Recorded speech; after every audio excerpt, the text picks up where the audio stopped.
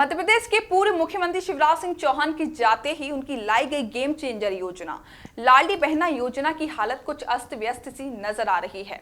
ऐसा हम इसलिए कह रहे हैं क्योंकि नए सीएम मोहन यादव के कार्यकाल में लाडली बहनों की मात्र 2 महीने से भी कम समय में लाभार्थियों की संख्या कम हो गई है। दरअसल कल सीएम ने इस योजना के तहत 1,29,00,000 बहनों के खाते में सिंगल क्लिक के जरिए राशि अंतरित की, जो कि अब दावा किया जा रहा है कि लाभार्थियों की संख्या कम हो गई है।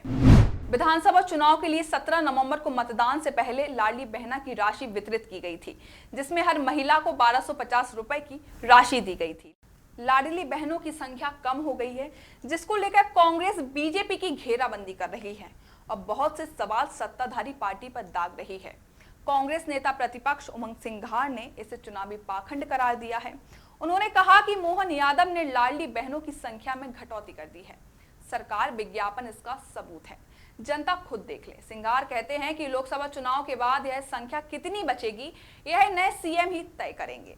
यह चुनावी पाखंड था जिसका रंग फीका पड़ने लगा है। लाडली बहना योजना को लेकर लोगों को संदेश देना यह बात गलत नहीं है कि उनकी संख्या कम हुई है।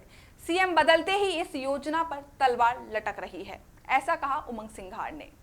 अब इसका जवाब बीजेपी की ओर से दिया गया। एक सरकारी बयान भी जारी किया गया जिसमें बताया गया कि लाभार्थियों की संख्या क्यों कम की गई और उसकी एक ठोस वजह भी दी गई। दरअसल कुछ लाभार्थियों के नाम हटाए गए क्योंकि उनकी मृत्यु हो गई। वहीं कुछ लाभार्थियों के नाम इसलिए भी हटाए गए क्योंकि उनकी उम्र 60 साल से अधिक हो गई है। जारी बयान में यह भी कहा गया कि सामाजिक न्याय विभाग की 12 पेंशन योजनाओं में 65 लाख लाभार्थियों को भी 3,41,00,000 रुपए जारी किए गए हैं।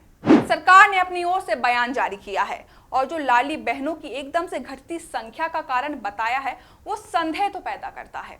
बहरहाल मुद्दा जो भी हो, लेकिन सवाल जनता की भलाई का है और हो भी क्यों ना, क्योंकि बीजेपी को प्रचंड बहुमत मिलने की वजह एकमात्र लाडली बहना ही है, जिसके ऊपर अब संकट के बादल मंडरा रहे हैं। फिलहाल इस खबर में बस इतना ही।